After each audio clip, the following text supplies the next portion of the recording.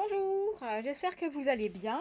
Alors, je fais la petite vidéo, là je viens de sortir de ma séance de sport parce que je reçois un mail d'une personne et merci cette personne, je ne peux pas la citer, vous allez comprendre pourquoi, parce que évidemment du coup je vais pas, elle m'a fait un long mail et quand moi je pars toujours de ce principe-là, quand une personne se pose la question, quand une personne vit une situation, automatiquement il y en a d'autres. Donc en fait j'aime bien répondre de manière globale parce qu'au moins ça sert. Et là, en l'occurrence, c'est une personne qui me dit qu'elle a une double vie. D'accord? Donc elle n'est pas heureuse avec son compagnon. Et donc, ça fait 2 ans qu'elle est, comment dire, et merci de pas de jugement. D'accord? Parce que chacun fait comme il peut aussi. Et puis personne n'est à l'abri.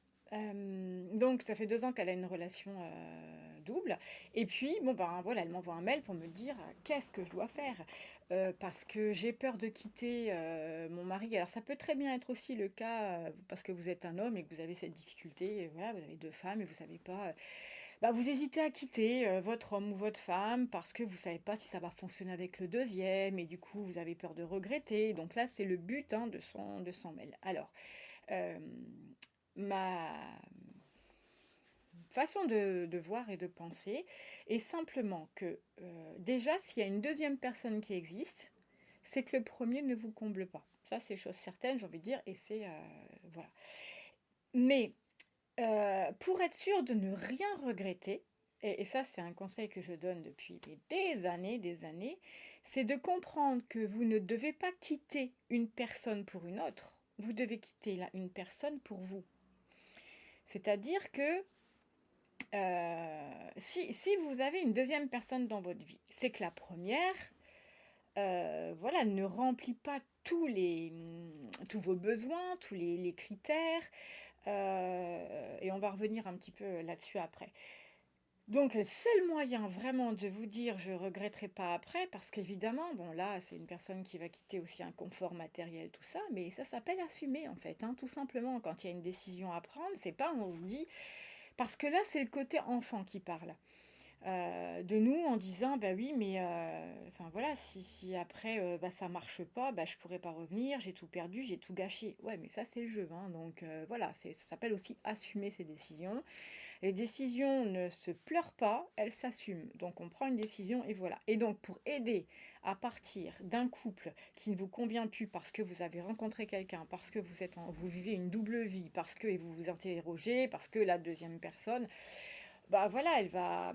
En plus, vous la voyez que des bons côtés, hein, c'est normal. Vous n'avez pas encore vécu le quotidien. Il n'y a pas la routine, il n'y a pas tout ça. En plus, c'est une personne qui s'inscrit en fait dans tout ce qui va être fun parce que vous allez vous voir à la sauvette. Donc il y a de la passion, il y a du désir, il y a plein de choses qui n'existent plus dans votre couple, hein. Donc, moi j'ai déjà reçu des personnes hein, qui m'expliquent que en fait, voilà, c'est la routine. Là, je pense à un de mes consultants, c'est la routine avec sa compagne. Donc, il a rencontré quelqu'un et avec elle, voilà, ça se passe bien. Ils font des spas, ils vont à l'hôtel et en fait, ils vivent quelque chose de magique et tout ça. Ça, c'est possible aussi de le faire avec sa femme et avec son homme, hein, quand on va avoir. Parce que curieusement, ça c'est vraiment l'expérience qui me le dit, hein, ça fait quand même beaucoup d'années que je suis installée. En fait, c'est comme si un morceau de viande avalée n'a plus de goût. Alors c'est vulgaire ce que je dis, c'est peut-être brut, mais c'est comme ça. C'est comme si, voilà, l'acquis il est là. Et alors qu'il faut réinventer le couple. Et la routine, elle existe chez tout le monde et personne ne change dans le courant d'un couple. Combien de personnes me disent, bah là, en l'occurrence aussi, voilà, me dire, ah ouais, il a changé, il n'était pas comme ça. C'est faux. Tout le monde est tout. On ne change pas. C'est juste qu'en fait, on retire la merde qu'on avait dans les yeux, qui était comme ces œillères là, qui fait que quand on rencontre quelqu'un, mais c'est waouh, quand on est dans l'attente de rencontrer quelqu'un, non pas pour se compléter, mais comment dire, se sublimer, parce qu'en fait, le couple, c'est ça, normalement, hein, pour un couple pérenne, on doit se sublimer, on ne doit pas être là pour se compléter. Si on se complète, c'est qu'il y a des parts manquantes en nous. Automatiquement, la personne que vous allez rencontrer, ah bah ouais, c'est fou, on pense pareil, on dit pareil, on a les mêmes goûts, on regarde dans la même direction. Très souvent, alors évidemment, ça peut être vrai, mais c'est de l'apparence. Et ça, ce sont vos blessures qui parlent. Et c'est avec le temps qui va passer, en général de 3 ans, où là, ça commence. C'est pas que la personne vous fait voir un vrai visage, c'est qu'elle a toujours été comme ça, mais vous, en fait, vous avez été dans quelque chose j'idéalise en fait, hein. Voilà enfin la personne qui va venir me remplir, me compléter la partie de moi. Et au début, en fait, c'est cette partie, d'ado, parce que tout à l'heure je parlais d'enfant, là, c'est cette partie d'ado en nous, qui est là, qui est dans l'instant présent, tout est magnifique. J'ai déjà fait une petite vidéo là-dessus, hein, quand je disais: «Ah, il est dans le canapé, il est tout mignon», après ça va devenir, «Il me fait chier, il est toujours allongé». Enfin voilà, et de ce fait-là, c'est ce côté ado. Mais après, en fait, après s'être rencontrés, après s'être apprivoisés, après être certains, parce que nous restons des animaux, on va dire ça, après être dans cette sécurité et tout ça, bah selon les personnes, avec des personnes avec qui ça se passe voilà, très bien, qui ont besoin de cette sécurité, qui ont besoin justement de ce train-train, et ça leur va très bien. Et voilà, après, il y en a d'autres, bon, bah, pour X ou Y raison, c'est différent. Mais après, quand cette lune de miel, elle est un peu effacée, on va dire, ce sont les blessures qui reviennent. C'est-à-dire qu'après, autant au début, c'est l'adolescent, quand on rencontre quelqu'un, c'est fun, c'est génial, on n'est que dans la redécouverte. D'ailleurs, parfois tu te dis, mais est-ce qu'il faudrait pas vivre que des débuts, parce que tellement c'est magique? Mais non, parce qu'en fait, sinon on ne travaille pas.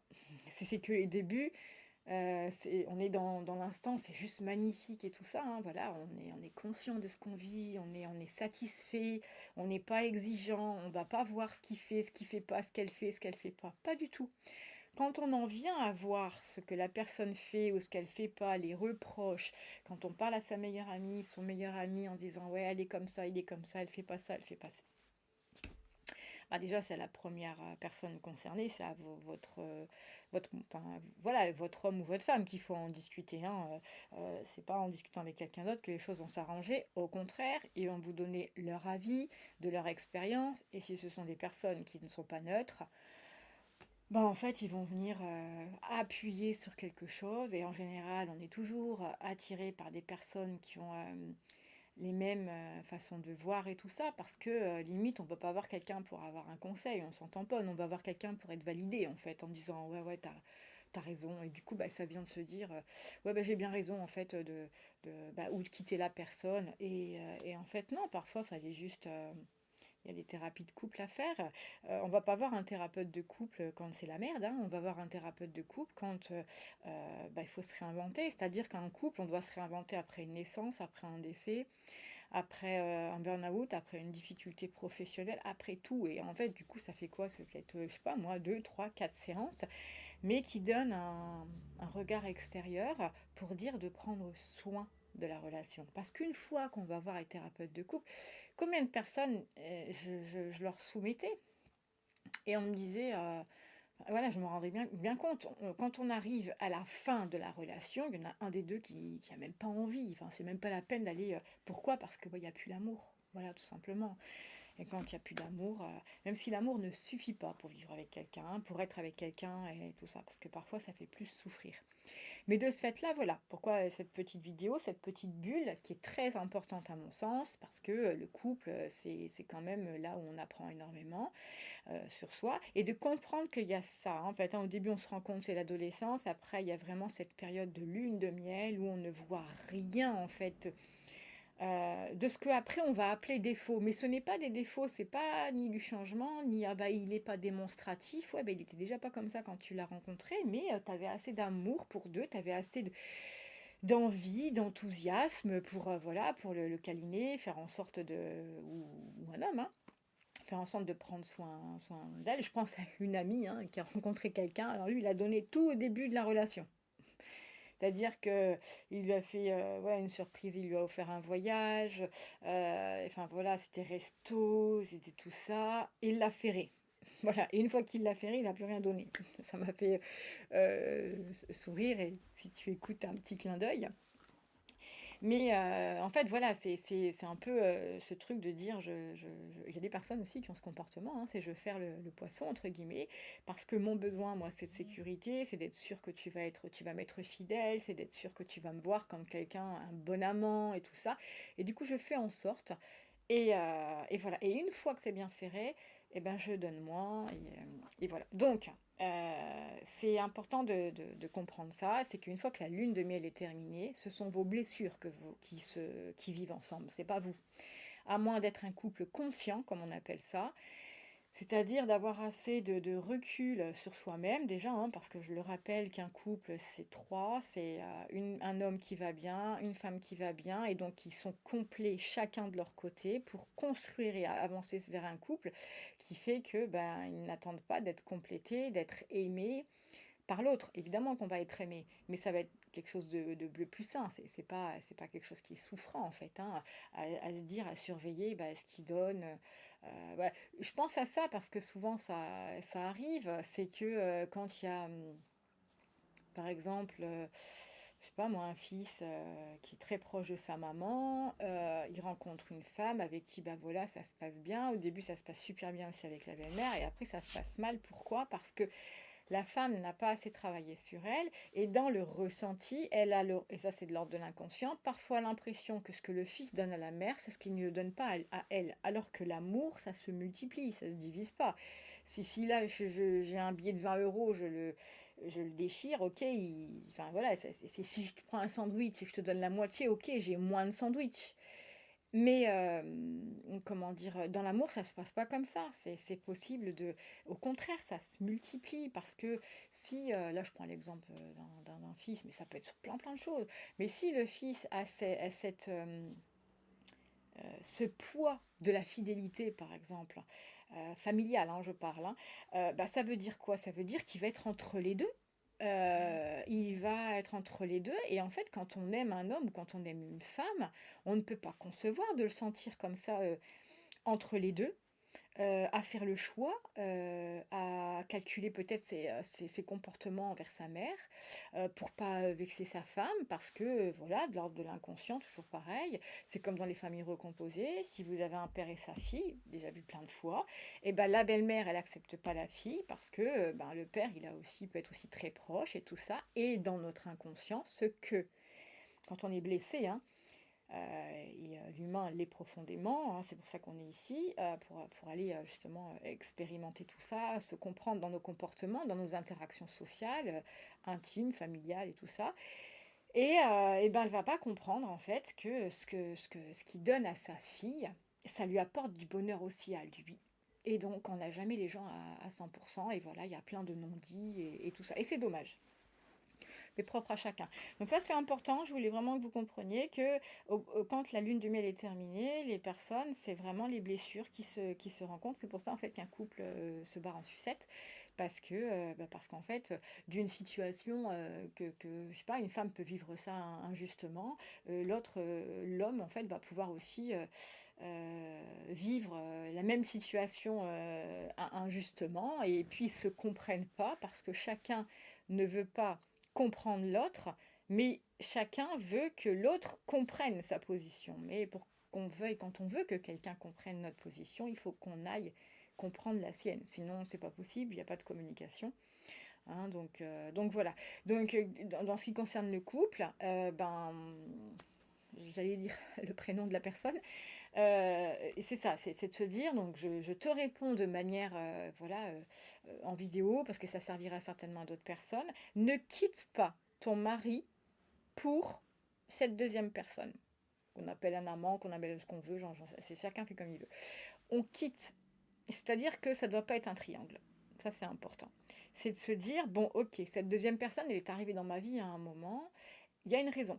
Mais ça ne veut pas dire que c'est fait pour faire sa vie avec. Ça veut simplement dire que la deuxième personne est arrivée à un moment pour s'interroger et se dire, ah bah merde, si elle arrive et que je la laisse entrer dans ma vie, c'est qu'effectivement, dans mon couple, bah, je suis peut-être pas heureux et épanoui.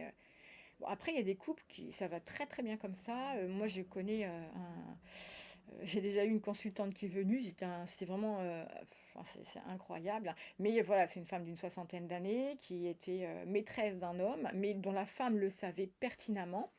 Alors la femme et la maîtresse ne se voyaient pas tout ça, hein, mais elles savaient qu'elles existaient et puis elle venait parce qu'elle n'était pas très contente parce que, eh ben, sa femme savait qu'elle devait partir en vacances avec lui à cette période-là et qu'elle a fait exprès, de ce qu'elle me disait, hein, qu'elle a fait exprès de prendre la même période, voilà. Mais tout le monde est consentant et tout le monde voilà, ça se passe bien et chacun fait comme il en a envie. Là où c'est plus problématique, c'est que quand comment dire, c'est souffrant. Ah, donc là, voilà, c'est problématique. Et donc voilà, donc dans ce cadre-là, cette personne-là, eh ben, c'est pas un triangle, c'est cette personne-là est arrivée dans ma vie, ça me pose, et du coup, au final, la personne, elle est très mal, parce qu'évidemment, elle a la culpabilité, elle a tout ça, donc on se dit, dans la logique, en fait, quand on se met dans une autre situation, c'est pour que ça apporte du bonheur. Si ça amène de la complication, je sais pas, ça n'a pas lieu. Mais bon, chacun fait comme il peut. Mais ça doit donner de la réflexion, ça doit aller voilà, pousser sa propre réflexion, son observation et de se dire, cette deuxième personne, je l'ai laissée rentrer dans ma vie, pourquoi? Voilà. Donc, est-ce que j'aime encore mon mari? C'est comme une entreprise. Quand je dis ça, ça veut dire qu'une entreprise, quand elle a 7, 8, 10 ans, bah, il arrive un moment, le chiffre, il est en flat, comme on appelle, d'accord? C'est comme ça. Donc, bah, on fait quoi? On réembauche quelqu'un de plus jeune qui va venir amener bah, voilà, d'autres méthodes. On fait des travaux dans l'entreprise. Enfin, est-ce que le dirigeant a encore envie de continuer à diriger cette entreprise? Tout ça, ce sont des questions qu'on doit se poser. Dans le couple, c'est la même chose. Et c'est pour ça que eh ben, ce bilan, quand la deuxième personne elle arrive, il ne faut pas la faire rentrer dans l'équation. D'accord? À moins si vous êtes très dingue et que vous quittez là tout de suite, parce que j'en connais, hein, voilà, qui quittent là maintenant, qui chamboulent tout, qui vont la voir, cette deuxième personne, et puis qui avancent un morceau de vie avec eux. Mais quand on est dans une relation extra-conjugale suivie et que bah, y arrive un moment, on ne peut pas vivre comme ça, il faut prendre des décisions, c'est pas la question qu'il faut se poser parce que ça c'est l'ego et c'est de l'ordre de l'inconscient, c'est-à-dire que tant qu'on est devant un choix, bah, on se dit mince. Et en fait, ça gèle. Ça gèle, il n'y a pas de possibilité de bouger. Bah oui, parce qu'en fait, si comme cette personne-là, on est là, on se dit, ah bah ouais, il faut que je choisisse entre l'un et l'autre. Mais évidemment, dans l'un et l'autre, s'ils existent, c'est qu'il y a du positif et du sympa dans l'un, et même si bah, ça peut être que du matériel ou voilà, un confort, en tous les cas, c'est ce que la personne a besoin, cette femme a besoin. Et de l'autre côté, bah, il y a ça, et du coup, bah, je suis au milieu et je sais pas choisir, c'est normal parce que dans les deux, en fait, ça représente des besoins de la personne. Donc bah, ça, en fait, ça fait des trucs où j'ai déjà eu une de mes consultantes qui a attendu 17 ans après son amant. Bah, parce qu'en fait, on est au milieu, hein.